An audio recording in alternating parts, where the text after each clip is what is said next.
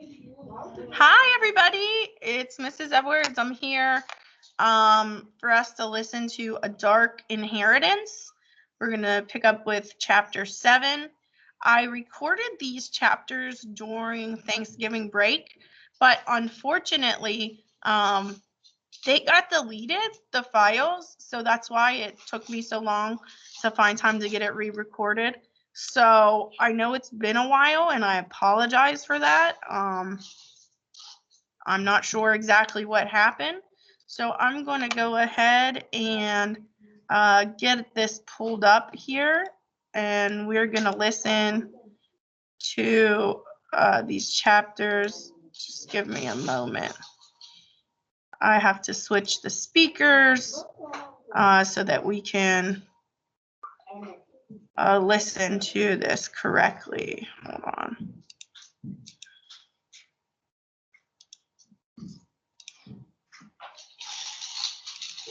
Okay. Here we go. Include the computer sound. Chapter 7. Michael discovered his abilities and he was taken by a young woman. Let's see. Mission. It's really quite simple to understand, said Klimt as the car continued its circuit of Holton. Yesterday, on this headland, you made contact with the raw emotions of an animal, one so deeply distressed that you suspected it was ready to leap off a cliff. You pictured yourself saving it. Am I correct? Yes, but in that moment, when your level of concern for the dog was so great, something quite extraordinary happened. Somehow, you separated your imagined reality from your physical one. You followed the path of your projected thoughts and created the outcome you desired to see happen. We have a word for this. We call it imagineering. So what? Traveled through time? Momentarily, yes. I believe your consciousness moved to a future point just ahead of the dog's intended leap. To complete the action, your physical body then needed to catch up so the time frames might be realigned. To an external observer, it would appear that you vanished from one location and instantly materialized in another. This was reflected in the words of the policeman who was interviewed at the scene. A superhuman force, he had said. It made my skin prickle just thinking about it. And Dad could do this? Yes, but it was flawed and unpredictable. We believe your father might have traveled in the same way you did, but the time frames somehow failed to realign. You mean he's lost in time? That would be the simplest way of putting it, yes. Now, I need to ask you something important. Think carefully before you answer. This may require intense concentration. Since the original shift, have you noticed any changes in your circumstances? Anything unusual, no matter how small? At first, I was going to tell him no. Apart from saving the dog and playing witness to a fabricated double murder, the last 2 days had been pretty average. Then I remembered Josie and the flute. I told him about the flute case and her school rehearsal. How Josie telling the police about her music exam was the last thing I'd been thinking of before I went after the dog. Once again, he stared into the middle distance, as if his brain was searching for another gear. Yet you seem to recollect that until this time, your sister had no talent for the instrument? I think so. I don't know. It's kind of hard to remember. Like a crumb falling off the edge of a plate. She does play now, though. She's really good. Fascinating, he said. His left eye flickered, not unlike an LED on a computer. Your sister's invention has become a valid part of your altered reality. That is quite a feat. He leaned forward and tapped the screen. The barrier stayed up, but the deepening hum from the automatic gearbox suggested we were done, and I would now be taken home. Is that it? I said. I felt a little cheated. I had told him a lot. He had told me very little. Yes, he said. you may return to your family. But what about Dad? What about him, Michael? You said I could find him. What do I do? Nothing, he said. You do nothing about your father unless we request it. Unicorn will continue the search for now. So why was I even in the car? No, I need to know where he is, Mr. Klimt. You have to let me help you. You have to, please. And how do you propose I go about this? Do tests. Whatever, like you did with Dad. Let me be a part of your organization. Make me a member of Unicorn. He looked down into his lap and smiled. You would be a boy in an unsafe world. You have no idea what dangers could await you. I don't care. I'll do anything to get Dad home. Let me prove myself to you. Give me a mission. There must be something I can do. The car rolled to a halt. Please, Mr. Klimt. His eyes looked up to a gap in the screen, a signal to the driver not to open the door yet. Very well, he said. I will give you a task. But there are rules, Michael, serious rules. If you break them, you would put yourself in jeopardy, and all chance of finding your father will be gone. There are people out there, other organizations who would stop at nothing to access your abilities. This episode with the dog will not have gone unnoticed. I gulped and gave a quick nod. Rule number 1. You do not speak about Unicorn to anyone, not even to your family, and certainly not to your friends. Anything you find, you share only with me, Chantel, or Mulrooney. Do I have your word on this? Yes.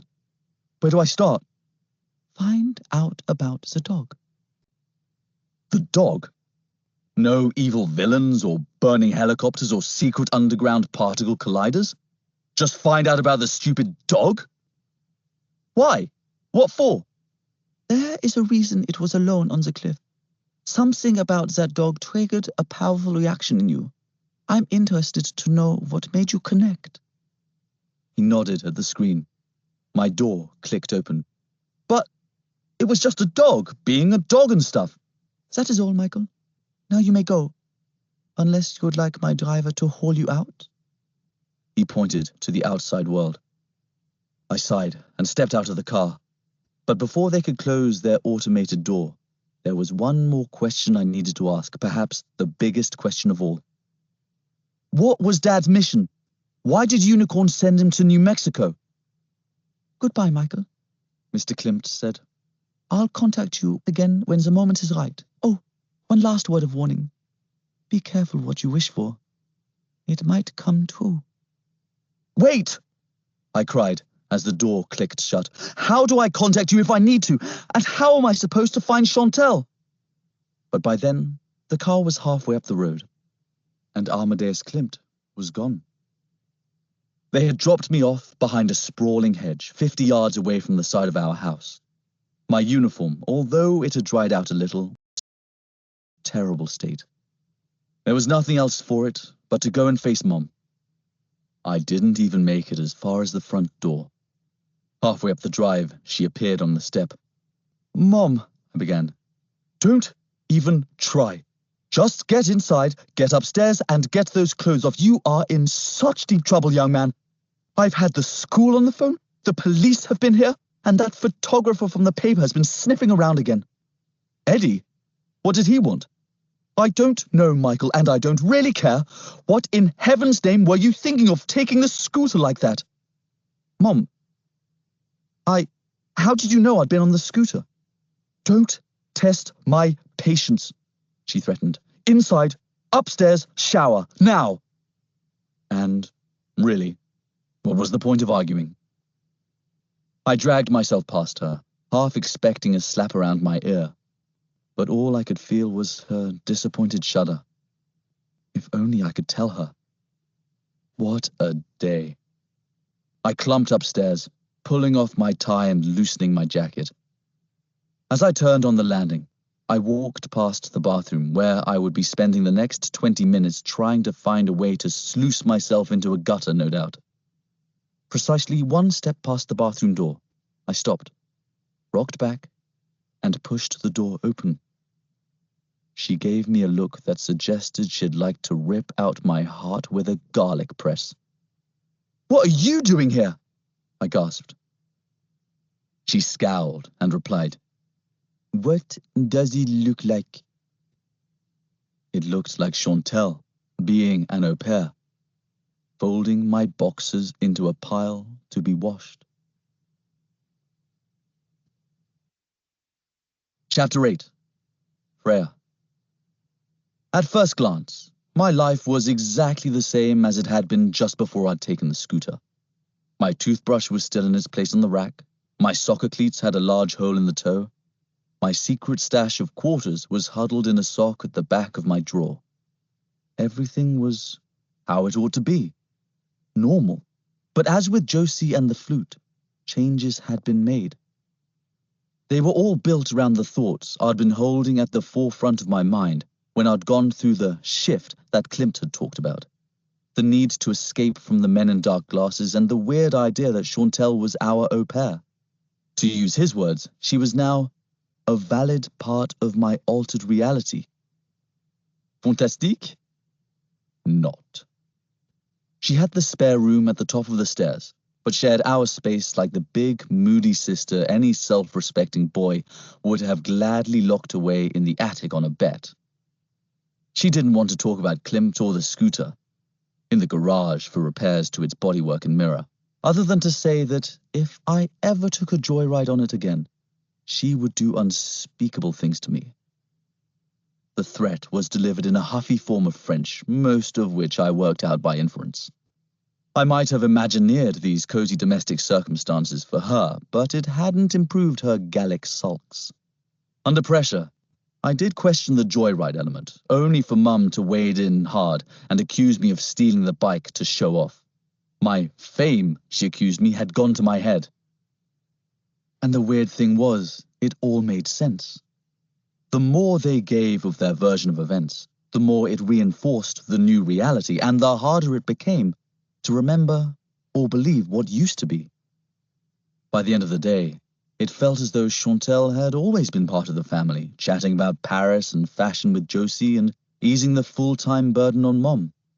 I might have stepped into a parallel universe, but it was an incredibly familiar one that everyone around me was comfortable with. There were repercussions, of course. I would be grounded for as long as it took, and a large portion of my weekly allowance would go to Chantal until the repair costs were fully paid back. That was fine. I could deal with that. What I found so much harder to accept was that my whole relationship with Mom had turned sour. An invisible line had been drawn between us. I was now the hormonal son. I'd earned myself the label troublesome teen. At school, that point was hammered home with venom. My first stop the next morning was not chemistry with Mr. Boland, but an audience with Mr. Solomon, the principal, a man who had very little chemistry with anything but orcs, hobgoblins, and gargoyles. He didn't seem to care about my taking the scooter. If I wanted to kill myself or rack up an adolescent criminal record, that was my silly business, he said. For him, it was all about dishonoring the school and the sudden deviation from the norm. He, too, had read about my stunt on the cliff.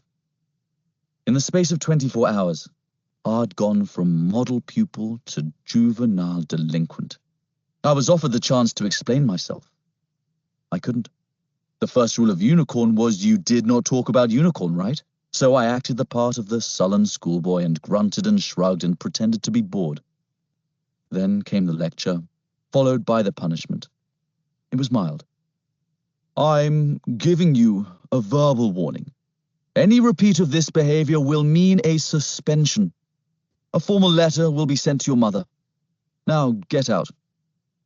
Thank you very much, Chantal. Okay, so we're going to end here. We got a little bit into chapter 8, which is great. We're seeing that Michael has been changing reality, and he's finally facing what those changes look like, okay? And maybe he doesn't necessarily like the reality that he's made for himself now. So we're going to hear more about that next Monday. I hope you guys enjoyed this part, and I will talk to you later.